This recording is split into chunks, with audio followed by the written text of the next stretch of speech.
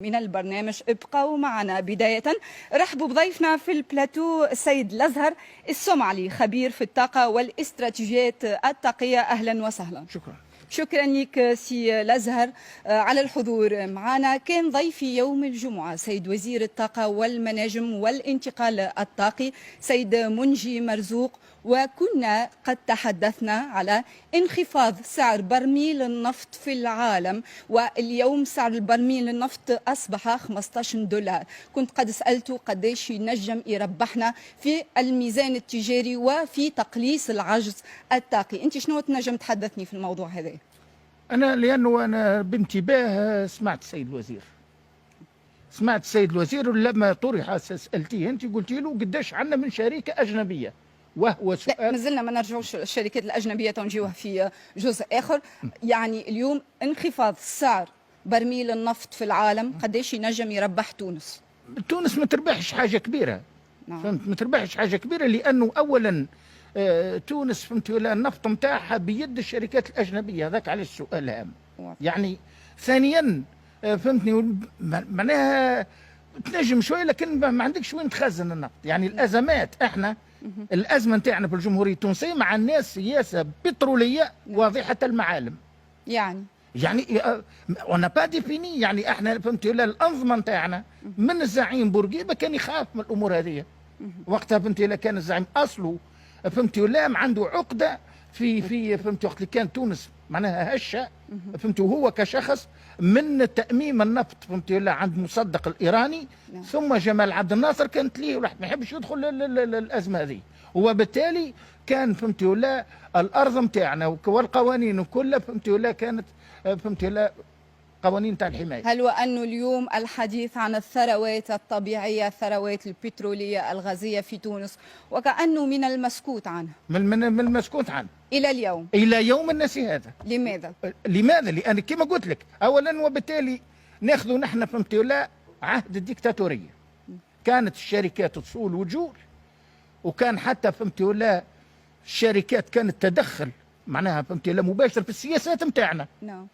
من بعد الثورة فهمت ولا لما يتكلمون عن الديمقراطية، لما نتكلم عن الشركات البترولية الفو اون فينير افيك لا ديمقراطية، لأنه الديمقراطية الشركات لا تريد الديمقراطية. كم لنا من شركة بترولية تشتغل؟ أنا شركات ياسر حوالي فهمت. أنا أقوى شركة هي شركة شال، وهي الأولى في العالم وتعمل في الدراسات، وأخطر شركة. وشركة شال تترصد. يعني بماذا تعني أخطر؟ أخطر شركة فهمت ولا لأنه الشركات البترولية هي أغلبية الأحيان أولا فهمت ولا في بالك اللي قتلت ناس مثلا في نيجيريا. ثاني أباش قتل فهمت ولا دي موفمون فهمت ولا دو بروتيستاسيون من الناحية دي. نحكيو على البترول سي الأزهر. اليوم الشركات البترولية اللي تشتغل في حقول النفط أو الغاز في تونس أو الفوسفات، اليوم الدولة التونسية شريكة معاهم ب50%. لا يعطي شيئا، لأنه البترول ما ينجمش يكون فهمت ولا على الأوراق. يلزم فهمت ولا لي تكنيسيان ابرين لو بترول سور لو تا سور لو تيران. احنا لا، احنا يعني جيك فهمتي ولا لا شركات تنقب كيما تحب وتسرق كيما تحب. نعطيك حاجه، القوانين اللي عندنا كلام اختير هذا. لا مش كان نتحمل مسؤوليتي يا استاذه. انا هذا بلدي واريد فهمتي ولا الاستقرار لبلدي. شو المعطيات اللي عندك تقول انه الشركات اليوم هذه معطيات استاذه، هذه معطيات عالم. ماذا تعرفين انت على شركه النمساويه اوامبي؟ لا انا نسالك مش انت تسالني. لا فعلا عندي الاجابه اما انا نسالك. لا سامحيني، لا يعرفون عنها شيئا. الشركه النمساويه اللي حوالي اكسيونير فيها بوتين ب 60%، لما يقولون ان روسيا ما هيش موجوده، روسيا موجوده. روسيا والسعوديه وكل بلدان لا اتكلم على السعوديه لانه ارامكو هي اصلها امريكيه. يعني حتى تشوفي السعوديه توا كلتها امريكا فهمتي ولا، وثم عقد ما بين ال سعود فهمتي ولا وما بين فهمتي ولا. السعودية اليوم خفضت في إنتاجها للنفط طبعا. روسيا قاعدة تنتج في النفط. اليوم سعر برميل النفط انخفض إلى 15 دولار. هذا عنده انعكاسات وآثار اقتصادية طبعا كبيرة على العالم. تونس اليوم وين تنجم تربح في المجال؟ ما تربحش تونس، ما تنجمش تونس بنتي. لا المشكلة احنا نملك ابار ونملك الغاز. قديش عن؟ نعطيك حاجه مثلا جيزمون دو ميسكار اللي فهمتي لا اعطاها النظام الفائت للبريتش غاز. بريتش غاز اصبحت بدون تسميات سي الازهر باش ما ندخلوش لا هو انا لما قلت الاشهار للمؤسسات. لا ما قلتش انا لا انا لكن هذه شركات عملاقه، هي شركات عملاقه ولما اسميها علاش؟ لانه انا لا اظن وانه الوزير الطاقه ما يعرفش، اكيد يعرف لانه هو كي يشغل في شركه فانت لا متعدده الجنسيات، وبالتالي علاش نجبد انا الاسم؟ لانه الشركات البتروليه تريد ان تمر مر الكرام، ما تحبش تسليط الضوء عنها.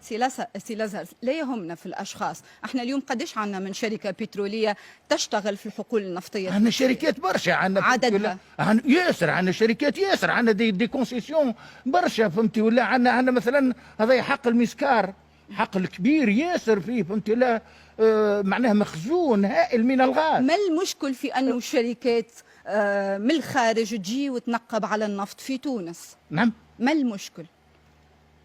كيفاش لازم تجي عندك هل تقدر الدولة التونسية أن تقوم بعملية الشركة يلزم تكون لنا شركة وطنية نعم تقوم بنفس البحوث جنبا لجنب لهذه الشركات. أنا أتكلم في كلام مسؤول. يعني الشركة احنا شو الإشكالية نتاعنا؟ لأنه عندنا ليتاب هي شركة بيروقراطية تجيها الشركات من برا تاخذ فهمتي ولا مساحات فهمتي ولا باش تقبى يعني دي بيرمي تفهم بيا ولا وفيها فساد رهيب فهمتي ولا في حكايه الرخص والبيعات هذه ديبو دو فام والله هذه حقائق هي الدولة التونسية شريكة في الحقول النفطية عن طريق الشركة التونسية للأنشطة البترولية. لكن السؤال بالحق سي لازر جاوبني على السؤال، هل تقدر الدولة التونسية اليوم عن طريق ليتاب الشركة التونسية للأنشطة البترولية أنها تنقب وتستخرج أحدها البترول؟ لا أبدا ابدا، لانه لما كانت الايتاب اول ما جات لا لو ستاتيو جوريديك دو ليتاب نو لو بيرمي با. الدوله هكا تحبوا يعني لي ديسيدور ما يخليهاش انه تكون شركه فهمتني ولا تستغل تجبد البترول دو بوي على بومب. وهذا هام جدا، هذه راهي سياده. استاذه لما تتكلمي انت تقولي افريقيا، نسمع ان اولاد بلادي يقول لك نهبطوا لافريقيا وافريقيا فيها فلوس. المغرب حاليا يحكم في الجابون. المغرب بالفوسفات فهمتي ولا موجود. نقول لك حاجه، لما طاح البشير في يوم اللي اطيح فيه البشير الجيش السوداني هبط هليكوبتر متعديه هبطها فهمتي ولا قلها باش يلقوا فيها دي لانجو دور يا استاذه. المغرب حاليا عندها دي ملتي ناسيونال مغربيه تنقب على الذهب اصعب حاجه، جنبا لجنب للشركات الامريكيه وجنبا الى جنب لجنوب افريقيا. يعني الاستراتيجيه المتبعه من قبل الدوله، انا لا اقول استراتيجيه استاذه، لانه entre une stratégie et une politique les normes juridiques ont tendance à être ignorées. شنو اللي كان من المفروض انه يصير بالنسبه ليك؟ من المفروض هو قبل كل شيء لازم يكون عندك نظام وطني. انت وقت اللي جات ما يطلق عليها لو كو ديتا، انا نسميه كو ديتا خاطر ما هي ثوره، تفهم فيا ولا؟ حسب رايك انت معناتها استاذه انا نعرف جان شارب ماذا واحد من يوم اللي وقعت الحوض المنجمي فهمتني ولا الولايات المتحده خدمت خدمتها وفهمتي ولا من وقع الكوديتا هذا، لانه برشا ما يعجبهمش يقول لك ثوره ولا تقول لهم استغلال هذا. ونقولوا قد معناها فهمتي ولا، انا نقولوا قد ولو كان ثم انسان باش يكلمني يقول لي لا يستغل فيه الاسلام السياسي خاصه. هل التنقيب على الثروات واستخراج الثروات من البلدان سواء كنت تونس والا البلدان العربيه والا البلدان الاوروبيه يعني سبب اليوم الازمات اللي تصير هي مشكله البترول؟ طبعا استاذه نعطيك مثال، انت تكلمتي تو على الفوسفات، انا المره دعيت لهذه الحلقه وما جيتش لانه املك جدا السر لماذا شركة فوسفات قبصة بهذه الحالة. اعطينا السر، ما اعطينا سي استاذة. يلزم كي تعطيني ساعتين فعلا انا سابوح والا ساعة انا سابوح لك بالسر الاصلي لماذا شركة فوسفات قبصة هك. انا سمعت حتى اللي فهمتي لا باش ينتخبوهم يقول لك انا نمشي قبصة نقعد غير، والله لو لا تقعد عمرك كامل في قبصة لن تقدر فهمتي لا تحل الموضوع هذا. نعطيك الموضوع الاخر، علاش؟ نعم. لا انت وكانك لهنا تعطيني فكره وتهرب ما لا انا ما نهربش استاذه، انا ما نهربش، هذا ميداني، وانا نعطيك في تحاليل سياسيه اقتصاديه فينانسيير اي جيوبوليتيك استاذه. استاذه نقول لك حاجه، لما انت تعطي قطعه ارض مثلا الشركه، في بالك اللي قطعه الارض هذيك ماكش حره فيها؟ انت لست حره مثلا في رماده، فهمتي؟ لا في تطاوين. نقول لك حاجه، اكبر حاجه عندنا كارثه كبيره اللي هو يسموه لو تريانغو دي بترول اللي موجوده في تطاوين. شنو هو الازمه بالضبط؟ نقول لك حاجه، انا نعرف فهمتي لا شنو هو الامور هذه. نرجع لك ما نجمش نرجع لك باش تجاوبنا سي لازار. نرجع لك، نستأذن منك باش نمشيو نعديو روبورتاج تقرير حول الطاقة في تونس، تقرير لكوثر بن دلالة، ثم لنا عودة. تفضلوا.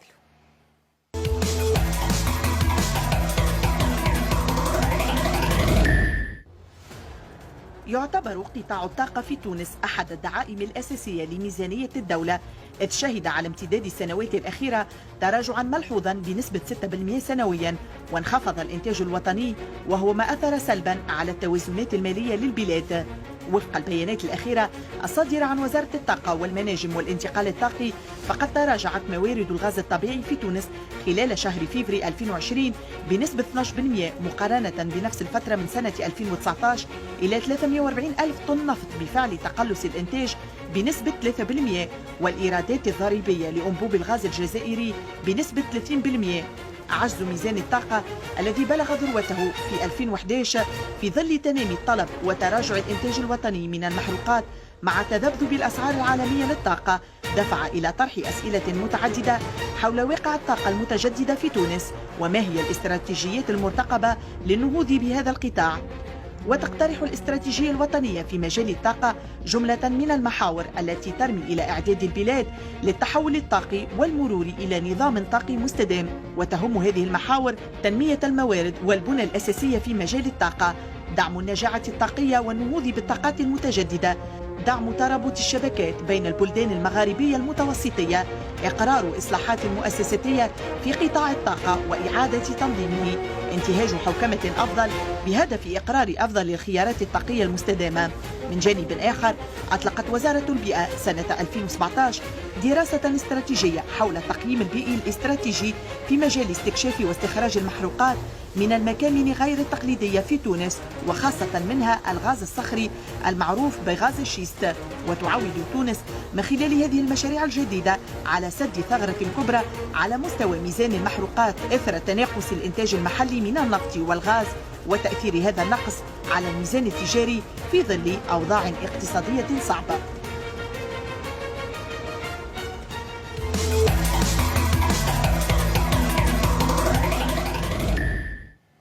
نرجع معكم للبلاتون، واصلوا الحوار مع ضيفنا سي لازهر السمعلي، خبير في الطاقة والاستراتيجيات الطاقية. تونس اليوم تعاني من عجز طاقي سواء كان في الميزان التجاري بنسبة 25%. اليوم تونس تنتج فقط 54% طاقة، والباقي تجيب فيه من الشقيقة الجزائر على مستوى الغاز الطبيعي تحديدا. اليوم تونس ما عندهاش اكتفاء ذاتي في إنتاج الغاز. اليوم تونس هل لها الاكتفاء الذاتي، وهل يمكن أنها تحقق الاستقلال الطاقي؟ أبدا، تونس لن تحقق الاستقلال الطاقي.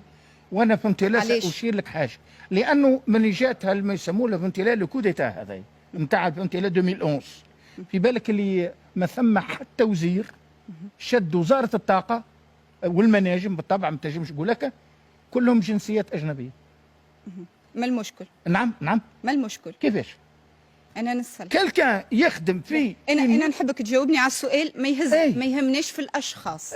طبعا هذيك توجهاتك هيك. احنا اليوم عندنا مخزون طاقي على الأقل بسبب انهيار برميل النفط في العالم. اليوم تونس قاعدة عندها فائض في الإنتاج. نحب نعرف أنا المخزون اللي فيه فائض وين قاعد يمشي. شوف، هذه الكل حكاية الأرقام هذه معناها ابتعاد عن الحقائق.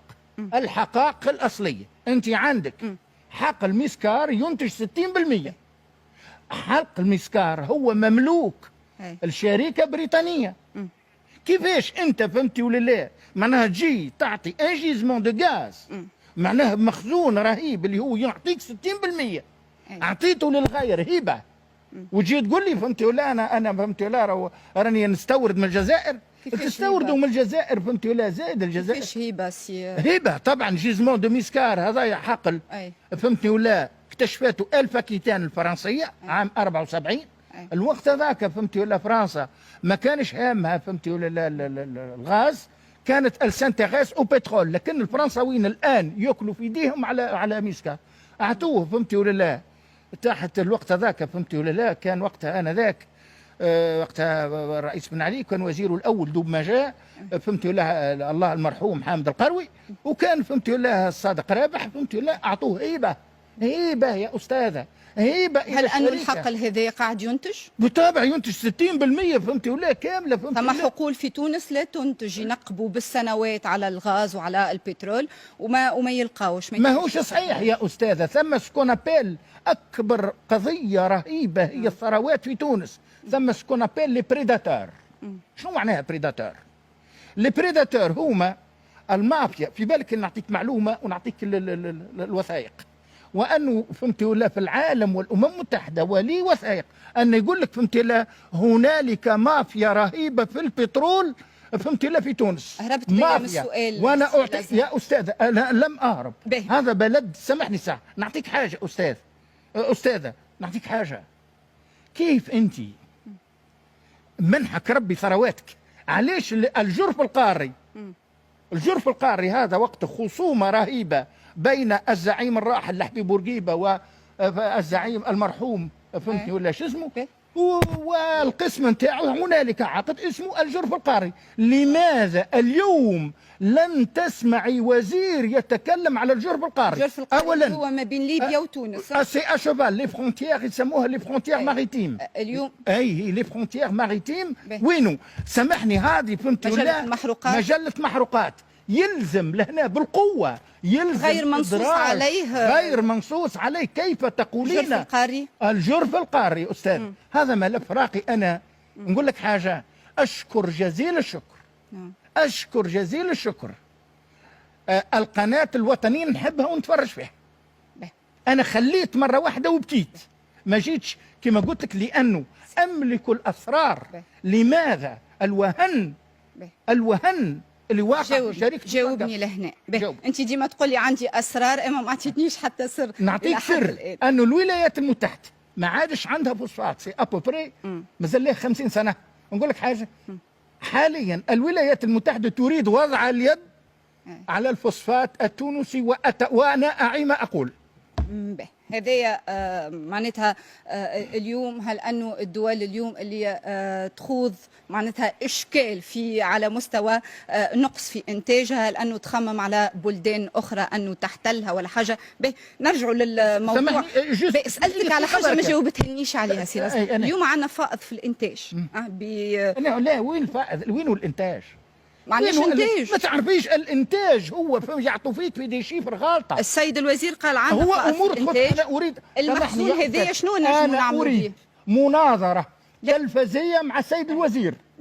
لا واللي اتركه اللي يقول لا مش تحدث. انا احترمه. ما احناش انا نحترمه. معناتها في مناظره تلفزيه احنا رجل جبناك بحذنا سي الاسعد السمعلي باش عندك معطيات كخبير في الطاقه تنجم تفيدنا بها. اذا كان عندنا اليوم اكتفاء وعندنا امكانيات وعندنا فائض في الانتاج، شنو نجموا نعملوا به؟ وين الفائض الانتاج؟ معناش عندك انت. نعطيك حاجه.